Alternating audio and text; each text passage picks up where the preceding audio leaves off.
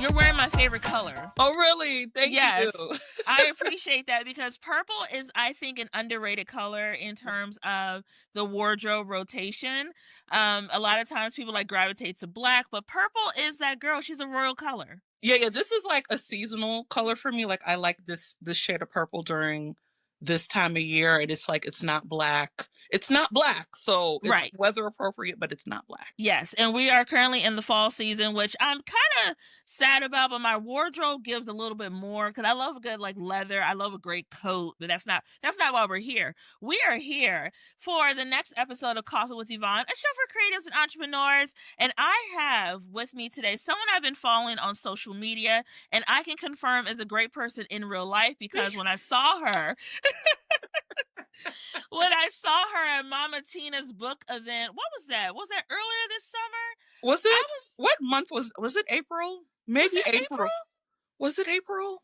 Oh I my think god. I think the book dropped on April 30th. I think it was April, May. April-ish. Yeah, yeah. April-ish. But I knew it was you because I saw people all of a sudden fangirling in the middle of the MGM auditorium. And I was like, I feel like I know her face. And I went immediately to social media, like, I know this face. And I was scrolling. I was scrolling hard before I walked up to it. I was like, wait a minute. That's the list, girl. That's the list, girl. And I just had to like go ahead and shoot my shot because I really love what you're doing with the list and also what you're doing to amplify like Black books and building a real digital community. So having you on the show today, even though your bio includes that you're a DC based influencer, Talia, you are so much more than that. Thank you. Thank So you. much more than that. Thank you. I do feel worldwide when I'm like not in DC and I'm traveling and I still meet people and people are like, are you? And I'm like, yeah. I'm like, so I know the reach. I know the reach is beyond the DMV. So I'm appreciative of it. Yes, and we're going to get a bit more into that in the conversation, but today we're going to have a really great and engaging chat for someone that I follow but also like in real life. So grab your coffee Yeah, and I don't chat. drink coffee, so this is Oh, already awkward. it's okay. It's okay. Come as you are. Yeah, Come I'm a as you tea are. drinker, but in the mornings, and I only drink coffee when I'm visiting Black-owned bookshops or in coffee shops in other cities. That's Mm-hmm. my one exception. But I'm a tea drinker. I'm a tea, water, sparkling water, Diet Coke drinker. Those are my four beverages. Wait, so before we get into it, what is your sparkling beverage of choice? Because I know everyone feels different about like different brands, but what's I your don't. brand? I'm not picky. I'm not picky, and I'm pretty frugal. So for me, I am not buying name brand most things. So for me, whatever Aldi has is fine. Lidl I has know is that's fine. right. Trader Joe's is fine. Like as long as it's sparkling, as Mm-hmm. long as I get the effect of it. But I'm not really into like brand names in terms of grocery, because I feel like groceries should not cost as much as they do. Yeah, So. because the way a pack of chicken is looking like paper towels now. I'm like, hold on, wait a minute. And also, too, I don't know if you noticed, the family pack is not giving family pack It's no not. more. It's not. And the packaging is smaller. Yep. And even as someone who's like an Aldi Lidl shopper, I've been shopping those stores for years. The the prices aren't the same either. Like you can't get as much as you used to back in the day. The packaging is smaller. So yeah, for me, I respect the people who can go into like a traditional grocery store, buy all name brand. Good for them. Good for them. So good for them. Love that for them. I love that for them. In this economy, you do what you got to do. But let's more importantly get into your bio because your bio really speaks a lot to who you are as a content creator and business owner. So Talia is a Washington, D.C., and we're going to give her that too because she is now a Washingtonian. If you've been here long enough, you know the streets, you know the people and the culture, you're a Washingtonian. I will give you your honorary flowers. Thank you. who hosts daily lists, book content, travel insight, and spotlights on Black owned businesses. She has earned a community of over 300K followers across social media platforms. Her work has been featured by the New York Times, Rolling Stone, CBS News, and she was profiled in the Impact and Nightline episode, The Death of TikTok, that is currently streaming on Hulu. Beyond creating content, Talia is an in demand, and yes, she is in demand because I've seen it. I've seen it. In demand moderator and conversation partner who has interviewed dozens of best-selling authors and appearing at major cultural events, including the Essence Festival of Culture, Harlem Book Fair, and Black Book Bash. She is passionate about amplifying Black women, content creators, and expanding their presence online. In 2025, she served as one of the 8 creator plaintiffs defending creators' First Amendment rights in the landmark Supreme Court case TikTok versus Merrick Garland. And with that being said, welcome to Coffee with Yvonne. Thank you, thank you. It's always humbling hearing other people read your bio. Although I wrote the bio, hearing other people say it out loud is always funny for me. But I appreciate it, and thank you for having me. Of course, of course. And your bio is something that to me really shows the expansion of what creation can be. Content creation can be advocacy, content creation can be fun, but also content creation involves engaging with your audience. Hence, what we're talking about today about building that digital community authentically. And to get started, you you've built a vibrant digital presence by being yourself across multiple platforms. What originally inspired you to make books, lists, and storytelling those core pillars of your creator identity? So I would say this part of my content creation life has kind of been over the last 3 years.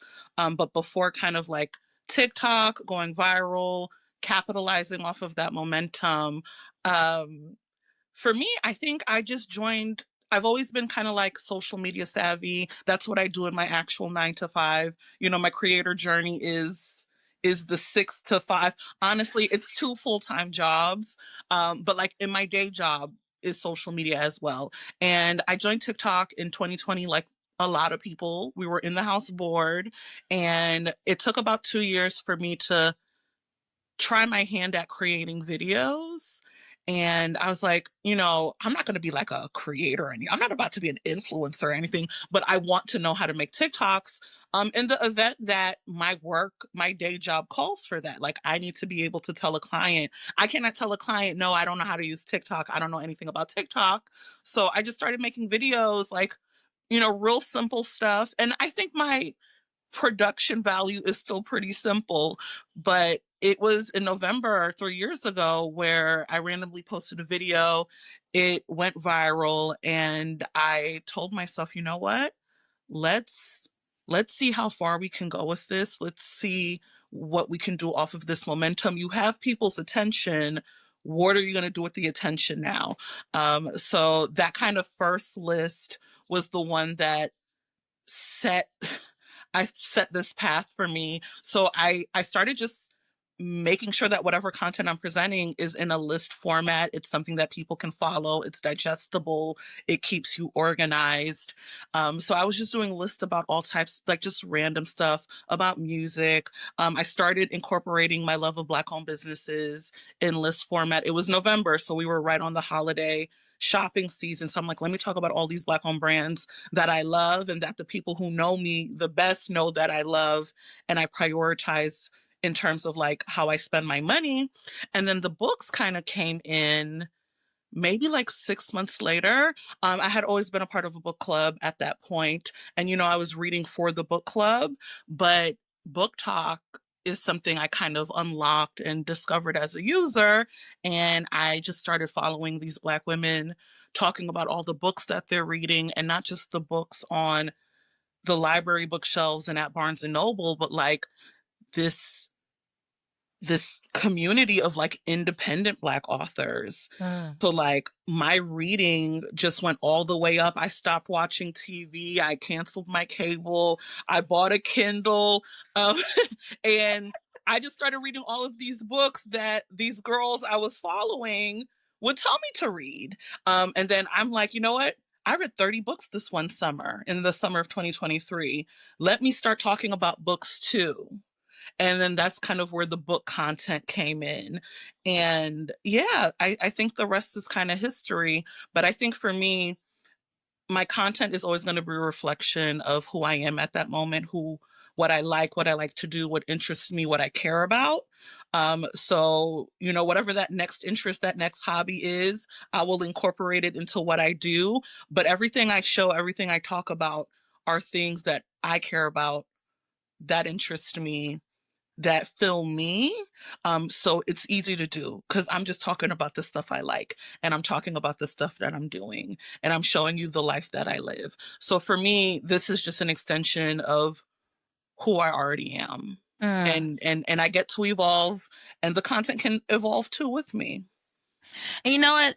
To put the pieces of the puzzle together, that makes a lot of sense because people don't realize a lot of the content girlies on these social media platforms have a marketing and comms background, right? We understand the tools that are there. And for me personally, the only reason why I'm on social media is to remain competitive in my field, to understand what the trends are and what's happening so I could bring that back into my campaigns. It's interesting that you mentioned that your 9 to 5 Yeah. working in social media had a lot to influence about why you came to It's TikTok. my greatest asset. I will like, if I look at how I move as a content creator, influencer, host, moderator, as someone who has to brand herself, my greatest asset is that I have a public relations degree. Like everything that you see now is an extension of that. So whether it's my writing, how I write copy, how I optimize things for search, how I make sure things are accessible, how I handle conflict. Everything you see is a reflection of that formal education and the 10 plus years of my professional career. Like this is very much, no, this is how I move. I move as a creator who has this degree and this work experience. Like it's, and people, you know, when people learn that, they kind of make the connection. It's like, oh, this is why you are the way you are and how you show up the way that you do. So for me, that PR degree, um who knew, because when I graduated in 2011, social media wasn't necessarily a part of the curriculum. It wasn't a part of the formal curriculum. I think maybe in my senior year of undergrad, we started talking in class about like, oh, how can you use Facebook for your business? Like, and it wasn't in the textbooks, and it wasn't, we weren't, you know, given us, like, we were talking about it, but now I'm pretty sure the comms programs, there's social media classes, there's degrees, there's certificates, all of this. But the PR degree is really the foundation of how I show up online and how I brand myself. And that's very smart because, like, as someone who also has a marketing background, like, you know, degree and certifications, I can always tell when someone has that polish and training associated because there is, I wouldn't call it calculated, I would call it strategic, right? Yes, yes, There's a strategic. strategy. Yeah. Like the way you broke out your content pillars, like my brain was like thinking she's talking in forms of a content plan and maybe not even realize it because your training is so ingrained in what you do. You Yeah. don't even see that you're doing it anymore. It's just what you know, right? And also too, thinking about like now with social media, how you mentioned how it's evolved from Facebook. I graduated in '09, Okay. so I was on Facebook when you needed an invite to be in Yes. college, And you know, yeah, like a long time ago. And now when I look at Facebook, I'm like, ooh, how far we have fallen. yeah. But And the thing about Facebook is that I kind of only use it for work for clients. Mhm. And you know, as a creator, you know, there's that there's that itch that like you still need to show up on Facebook in some way, and that's something I'm contending with right now, right?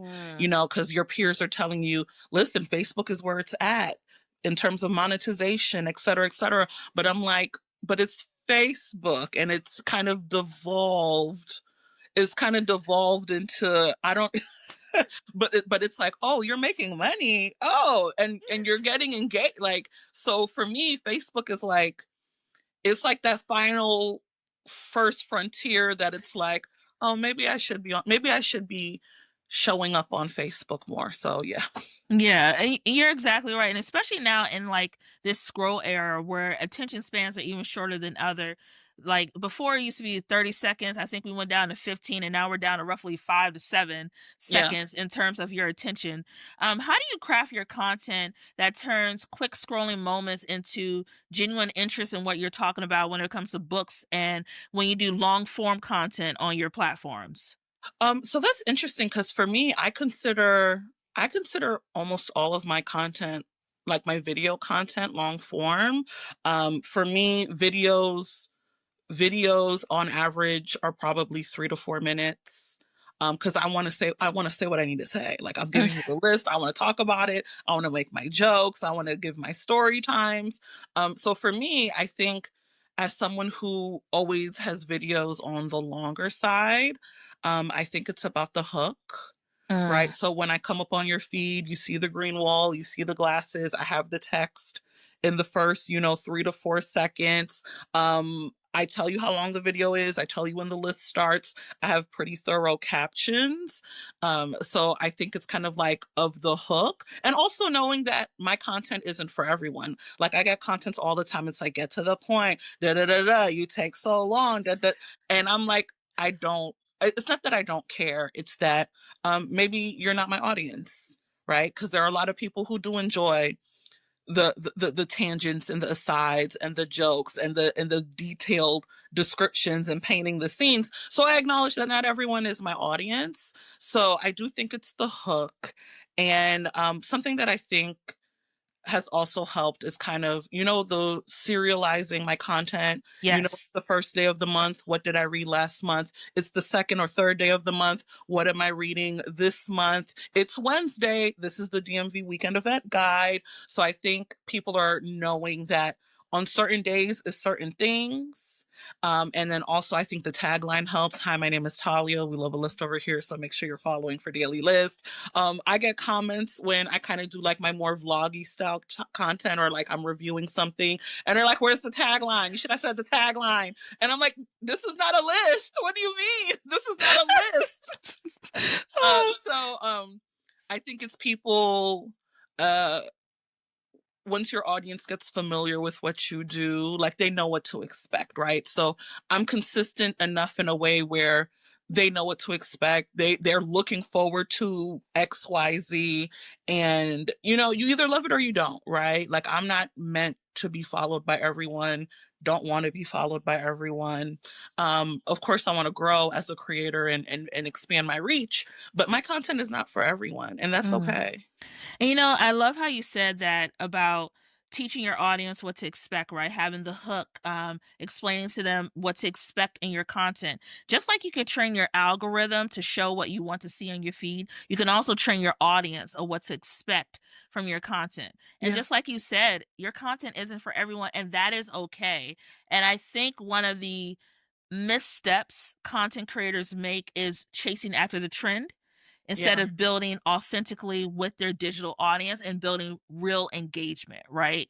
Like there's always a joke about being in 200 views jail, but what I've told some people is like, don't look at it just 200 views. Look at the engagement you got on those 200 views. Did you have comments? Did you have saves? Did you have shares? That means your content resonated with that audience, and you should just keep going and keep building so your views can, climb as your audience grows. And I Yeah. just love how you're doing that authentically. Yeah, yeah, not every video is like a viral smash hit. Like, and I think for people who are frustrated with being in like a certain type of view jail, it's like imagine if you were sitting in a room in front on a stage in front of 200 people. Like, do you even know 200 people and Come on 200 now. people have watched your video? So and I understand it's discouraging because you see people go viral and you see people do this full time and make a lot of money and go and appear on TV and translate their opportunities into other things. So like you're feeling the pressure and you're feeling as if why am I flopping? But imagine if you were in a room, 200 people were watching you from the state, like, So I think you kind of have to reframe it. And to your point, it's not always about numbers, it's about impact. Like, I think about some of my favorite creators.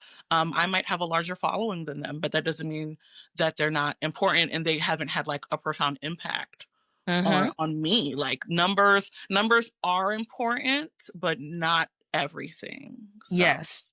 Yes, and to your point about the room, I use that room reference a lot, like, think about, again, the 200 people, and also too, you never know who's watching. Like, some of my videos have been picked up when they only had, like, 100 views, and you have people reach out who are part of, like, those campaigns to say, "Hey, can we use this for X, Y, and Z, or yeah. for an ad?" So you just never know. You just have to create the content and show up authentically. Now, when it comes to you sharing how, like, everything from book recs, like, your book recommendations are fabulous, by the way. Thank I have a you. very long list of books I Yes, need to me buy. too. Me too. My TBR has hundreds of books, and I get Like, easily distracted. I want to read the new release. I want to read what everyone is talking about. So everything else I just read, everything I was planning to read, forget. Like, so my list is, as people say, "Oh my God, you keep making my TBR grow." I'm like, how long you think my TBR is? Because there's all these books I want to read, and there's literally not enough time to read it's them all. not. Yeah. It's not, and especially now that we're in, like, I would guess, like, the book versus Kindle era, like, people have a thing about wanting to fill pages and everything else, but when it comes to things like think about your digital strategies, right? What has been the most effective with sparking engagement and conversation around reading, considering now that people can't they don't read as much as they used to. Mhm. They barely read a paragraph, to be honest with you. But how do you encourage your audience to pick up a book or pick up a Kindle and really tell that story effectively with your content and your platforms? I think for me, like, if you're reading what you like, what you enjoy, you can speak to it in a way that feels authentic, and people really feel it's like, oh my God, this book had such a profound effect on you. Let me try it out, right? And I know the stats say that people are reading less and less, but readers and the reader curious are reading, right? So when you're talking to those types of people, just speaking to the book. This is what I like, this is what I love, this is why I love this author. Um, so as I'm showing you my life and what and how I engage with reading, I think it encourages people. It encourages people. And I also think the beautiful thing about this online space is that you're able to discover stories that you have never heard about, right? As someone Mm, who primarily reads independent authors, you've unlocked this world of like thousands of books, right? So books that will never be in the stores, that will not be in your libraries unless you request it, depending on where you live and things like that. But I think my content resonates with people. It's because it's like they're in the place that I was a few years ago, where I'm like, wait, there's this thing called Kindle Unlimited, where all of these indie authors publish their books, and all of these books you've never heard of. You see all types of representation. I'm a romance reader primarily, so you're seeing all of these Black women, different walks of life.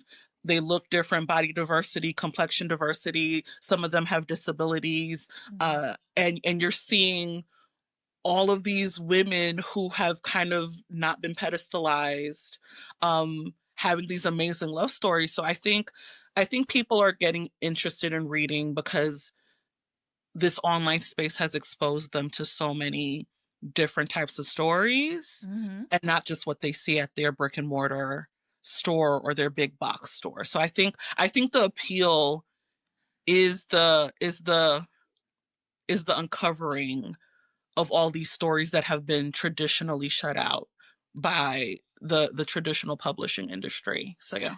Yeah, and you're exactly right too. And another thing to build on that is how books are being turned into short form series. Like, we had what was that one on Hulu?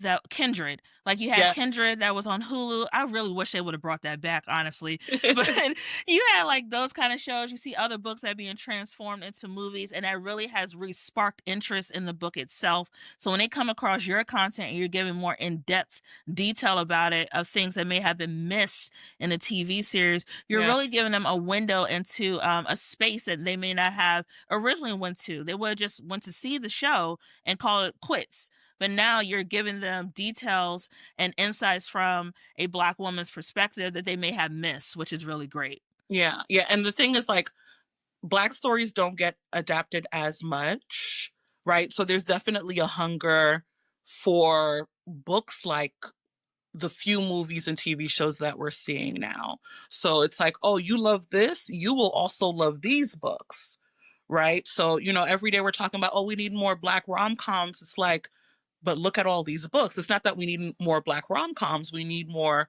Black romance books being adapted and their rights being sold for TV and film. So it kind of bridges the gap. So like that movie with Halle Bailey and Reggae Jean Page Yes. that is coming out in April. Um, there's plenty of stories. There's plenty of books. If that's the feeling you want, there are plenty of books. It's just that the entertainment industry is catching up, and they need to just invest more in adapting stories that already exist. Mm. And transitioning into how you engage with your audience in person, I always say you can have a lot of followers on social media, but how does that translate to in person? And you've managed to do that. You've hosted and moderated in person author conversations and literary events. How do these real world interactions strengthen your connection to your community compared to your digital channels? I think there's nothing like those in-person interactions. And the thing about being a creator and having, noticeable visibility, it's a choice. It's a choice to be in the field and be on the ground, because I have a lot of creator friends. I know a lot of creators, bigger creators. They don't actively seek those opportunities to connect with like followers in real life, but for me, that's always kind of that's been very important. So for me, I've always made the choice that, like, I want this to translate into the offline as well, right? So for me, it's like if someone notices me, recognizes me, for the most part, we're engaging. You say hi, I'm gonna say hi back. We're gonna have our small talk. If you want a picture, that's fine. Like, it's important for me to have those interactions. And I think that's always gonna be a part of my practice, so long as I can, right? Like, but for me, it's like, no, I want to have those in-person interactions. I want to engage with the people I talk with online in the comments and I talk to on threads every day. So it's a choice. It's a choice. Mm-hmm. And I think particularly in the book community, I don't know if there's a niche that encourages taking the online to the offline as much as the book community. And I think it's just a reflection of, especially for Black authors and Black books, the importance of that grassroots marketing, right? Mm. 20, 25 years ago, the authors had to go into the field. They had to do the book signings and go to the book talks and go to the book expos. Like, that is a part of, especially a Black author's marketing, right? They cannot Mm-hmm. rely on the publisher. Even if the publisher buys their book, they're still getting underfunded in terms of marketing. They're not being amplified as much. They're not given enough tools, resources, manpower with the cultural competency to know how to market their. So for the book community, especially the Black community, we still do the in-person thing. It's a Mm-hmm. part of what we do. We go to the book tour stops. There's so many book events now. That is part of what we do, because that's how authors market and sell their books. So as the creators, we're on the ground too, Mm. right? And I love how now the publishers, the authors, they're tapping into the creators to kind of take us off the screen and moderate the panels and do the book events and host and things like that. So it's I think it's a part of the niche, specifically the book niche. And for me, it's always just been important to kind of build community, and community online is still legitimate. It's Mm-hmm. legitimate. There are people I talk to every day who comment every day, who engage every day. But for me, it's important that like I do that in real life as well, right? Yeah, and it's also to note too, you did a social media post about Kennedy Ryan's, I think, book signing event she had. Was it at National Harbor, if I'm correct? Yeah, what was it? Black Books Matters Fest. Yes, Yes, at Mahogany yes, Books, yes. yes, and the fact that you took the time, and I could be, conflating your content with someone else's, but I think you showed the long line of people who are waiting outside. That was so visually impactful, and I don't think people understood the strategy of what you were doing, right? You were essentially showing that there is an audience for this. There is demand for this because that line was wrapped around the corner. And it's like, thank God I know Kennedy and I have a relationship with her. My book's been signed, right? Like, I don't need to, all my books are signed, but like seeing that for someone like Kennedy Ryan, like, we see her as she is the it girl. Like, if we talk about contemporary romance, Black authors, she is the one right now. So like, one, she didn't even have to come to National Harbor. The book has already sold. It's already made the New York Times bestseller list. But for even people like Kennedy, it's still important to connect with readers in real life. So like, the book's been sold. It's been successful. It's made all the list. This festival was what, 4 months later? Mm-hmm. But she still shows up for these events, and she'll talk to everyone. She hugs everyone. She signs everyone's books. She takes a picture. That next day, I co-hosted a brunch with another creator, and she was our guest of honor. So we were just sitting at this king style table of 30 readers, having like an intimate conversation. So I think those things are those touch points are still so important. Digital, it's important, but it cannot be everything. Mm, Those experiences are so important. So yeah, you're only sitting at a brunch with 30 other readers, but you don't know how impactful that's going to be, mm. right? You don't know how the word of mouth, the grassroots can still help, sell your book and brand yourself. Like, the in person is so important. Mm-hmm.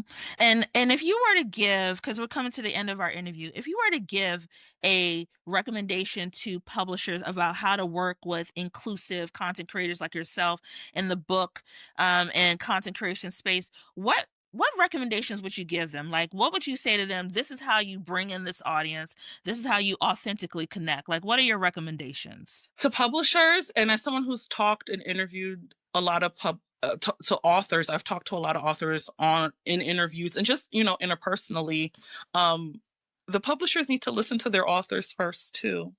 um like, they need to listen to their authors first too, because the authors who, especially if they go from independent to traditional, they've done the grassroots, they've done the in person. So I actually think the first thing publishers need to do is listen to their authors, especially if they don't have people on their team who know what the author's readership is like and what our readership is like. So listening to their authors, um, giving them the resources and the tools to succeed.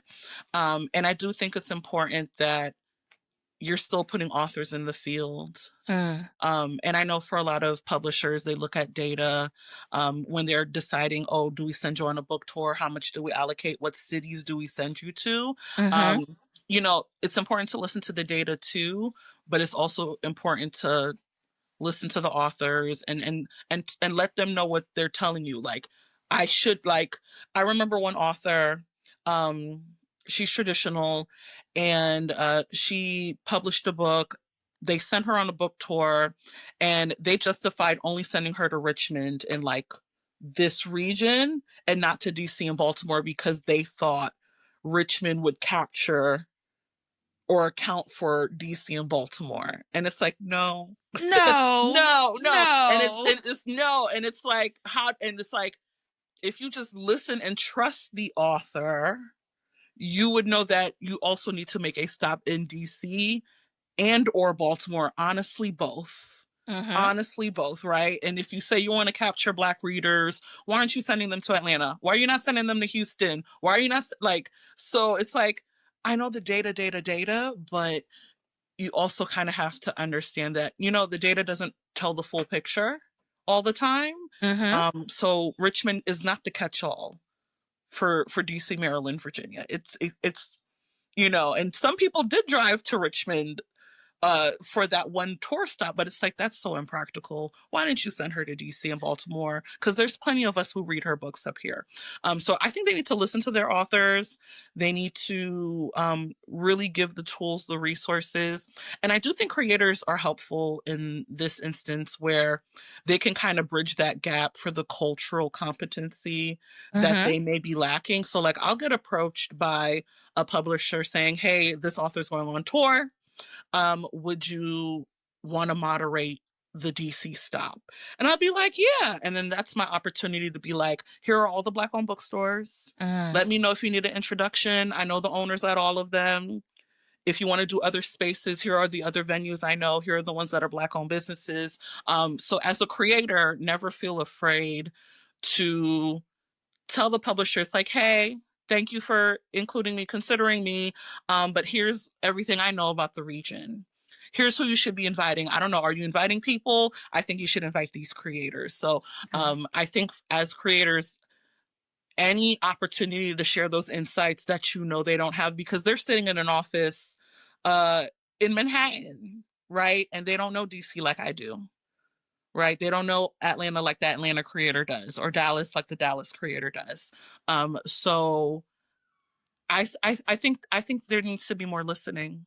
There needs to be more listening. Yeah. And you're exactly right. It takes a lot of work and also effort, but that effort needs to be put in to make sure that Black and inclusive authors are getting their amplification and awareness to the right audiences. And not just audiences that focus on people who look like us, but audiences who may be interested in engaging with their books and with their content.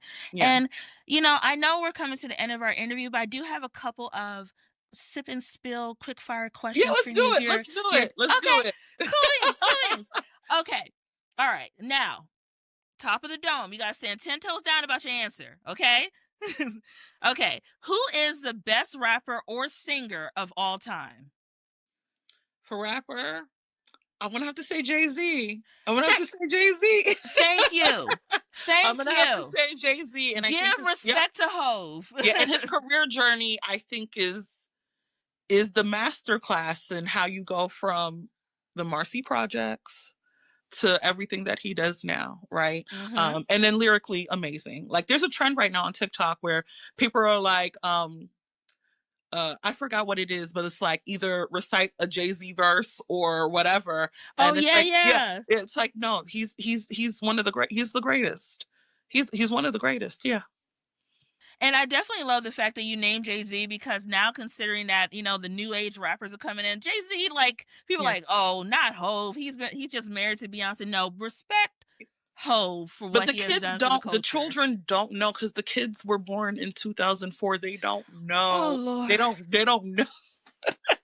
And like Please now don't bring the years and in. now Don't bring the years in. I'm the old ornery lady on the internet. Anytime a kid or like someone who's younger than me, not a kid, but like it's like you have no clue. You don't know anything because No. why are you reducing him to that lady's husband? And listen, we joke about that, but like no, no, so, yeah. My next question for you, what is your go-to comfort food after a long day? Like you just finished your 9 to 5 and now you're into your 6 to 9. What is a comfort food that just recenters you after a long day? Ooh, comfort food. I think any type of pasta.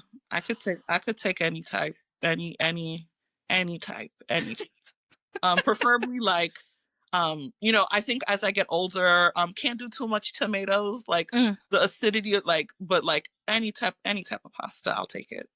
that's fair. Any type of noodle, just a noodle. Yeah. Yeah, a noodle. Yeah. You can never like go wrong with like a good spaghetti, mac and cheese, or just bring it back to your ramen days when we were all just getting it out the mud fresh out of college. Yeah. Yeah. And then my last question for you. I know you don't drink coffee often unless you go to support a Black owned business, but if you were a coffee, what kind of coffee would you be? Um I would need it to be iced. I do like Okay. when I'm visiting these coffee shops and bookstores in different cities, it has to be iced. I need things in it. I can't do just a black coffee. That's weird. So it has to be some sort of milk, some sort of creamer. I want some sort of sweetness. I want a little heat. So there's this one coffee at Baldwin and Co. in New Orleans. It's a bookstore. All their drinks are named after James Baldwin titles, but I'm forgetting the name of this one. But they sprinkle in some cayenne pepper in that one drink. It is delicious. It is delicious. So like I actively seek that out when I'm in New Orleans. Yeah. NOLA is one of my favorite places to visit. I love the food and I love the people, and they're always just so welcoming. It's like seeing your auntie and she got a good pot of gumbo for you as soon as you get off the Yeah. plane. It's like, Yeah. Yeah. hey baby, It's my how favorite you US doing? city. So I'm and I drink a lot of coffee. I drink a lot of coffee when I'm in New Orleans because when their coffee is good, they have the chicory coffee. It's Mm-hmm. so like I really be on a coffee kick. And then I come back and I just go back to drinking tea and Diet Coke. It's the I just turn it off and Hey, it's whatever you want to do that makes you happy, because I'm the same way with tea. I only drink tea so many times a year when I'm not like feeling that great. But when I do have a good tea, I lean heavily into it, and I like have my mints with like, everything. But anyway, I love the fact that you joined me for coffee today. I know you're super busy. How can people find out more about you and the platform that you're building that is global? We're just gonna say it's a global thank you, platform. thank you. So I pretty much exist everywhere except for Facebook. We're still working on Facebook, but I'm Talia Cadet everywhere, almost everywhere on TikTok, on Instagram, on Threads. I don't use X anymore, but I the username is mine. My Substack is taliacadet.substack.com. Only place I couldn't get Talia Cadet was YouTube, so it's Talia Cadet YouTube on YouTube, but it's Talia Cadet everywhere, and I try to be consistent in that way. So if there's a new platform, I'm locking in that username. I love that. And brand consistency is very important. One of my Yeah. creator friends dragged me not too long ago about making sure it was fully consistent. I was like, girl, you are right. I didn't realize when I started these platforms what I was doing, Yeah. but we all live and learn in these social and content streets. And I just want to thank everyone for listening and watching today to Coffee with Yvonne. I hope you enjoyed today's chat. Don't forget to follow Coffee with Yvonne on Threads and Instagram at Coffee with Yvonne. Also, more importantly, you can find my personal account on TikTok and Instagram at Yvonne_creative marketing. That's where I cut up. That's where I show up as my full self. Yes, yes. I can attest. I can attest. Yes. It's just me over there in these social media streets having a great time. But if you want to learn more about me and my business, you can go ahead and go to pinkdollhousemarketing.com, or you could go to find me on Instagram at pinkdollhousemarketing. You could slide into my DMs. That's cool. And creatives, I'm going to say this every week until you get it. Remember to keep showing up, keep creating, and that your voice matters. I cannot wait to chat with you soon on another episode of Coffee with Yvonne. Okay, bye! Bye. Thank you. You're welcome. You are awesome. Thank you. Thanks. Coffee with Yvonne is produced and edited by Yvonne Pearson. Coffee with Yvonne is created by Pink Dollhouse Marketing. You can catch the latest episodes by subscribing to Apple Podcasts or wherever you get your podcasts.